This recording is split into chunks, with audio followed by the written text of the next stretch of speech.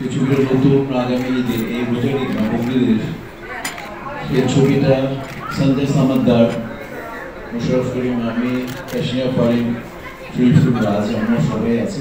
অনেক বড় কাস্টিংয়ের একটা ছবি। তো সেটা আগামীকাল হওয়ার কথা ছিল, কিন্তু সব মিলিয়ে মানে আমাকে আজকে আমি দুলালকে ডেট দিয়েছিলাম যে আমি অবশ্যই আসবো ইন টাইমে। আমি সাধারণত দুলাল জানি, আমার ভাই দুলাল, যে আমি কথা দিলে কথা রাখতে চেষ্টা করি। আমার বাংলাদেশের সবাই জানে যে আমি কথা যখন দিই তখন সেটা আমি রাখতে চেষ্টা করি। আজকে আমার দেরি হয়ে গেল। আমার কাঞ্চন যে 300 ফিটের যে রাস্তাটা আছে রপ্তানি মেয়ের পেছনটা, আমি কিছু দিক থেকে জাহাজের ছাদে শুটিং ছিল, কিন্তু জাহাজে চলবে আমি কি জানতাম না। অনেকদিন চলে গেছে, আস্তে আস্তে বাসায় গেলাম, ফ্রেশ হলাম।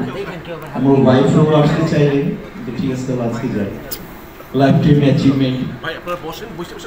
আগে তো সবসময় বেস্ট ভিলেন বা পার্শ্ব অভিনেতা বা অনেক জাতীয় পুরস্কার আছে কমেডিয়ান হিসাবে।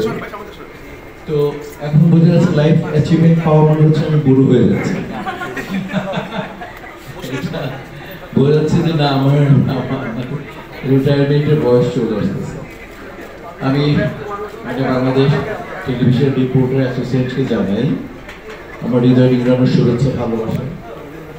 ওনারা এত বড় একটা আয়োজন করেছেন যেখানে আমার অনেক আগে আসা ছিল, অনেক গণ্যমান্য ব্যক্তিবর্গ ছিলেন, আমি মিস করলাম। আমি ধন্যবাদ জানাই যারা অনুষ্ঠান করলেন, যারা স্পন্সর করলেন এবং যারা আজকে পেয়েছেন তাদের সবাইকে, স্পেশালি জুরি বোর্ডকে যারা এরকম একটা সুন্দর মেধাবানদের বাছাই করে নিয়েছে। এবং আমি আবারও বলতে চাই যে আমি আসলে খানিকটা দেরি করেছি শুটিংয়ের জন্য, আর খানিকটা একটু আমার ওয়াইফের জন্য বেশি, একটুখানি। আর ওয়াইফ আমার সাধারণত কোনো অনুষ্ঠানে যায় না, উনি বাইরে থাকেন, আমার বাচ্চারাও বাইরে থাকে। তো ওয়াইফকে আসলে আজকে not for my makeup please. Misha ভাই দেরি করেছে আসতে, সো সে কারণেই আমার দেরি হয়েছে। I was fully ready, I was waiting for it.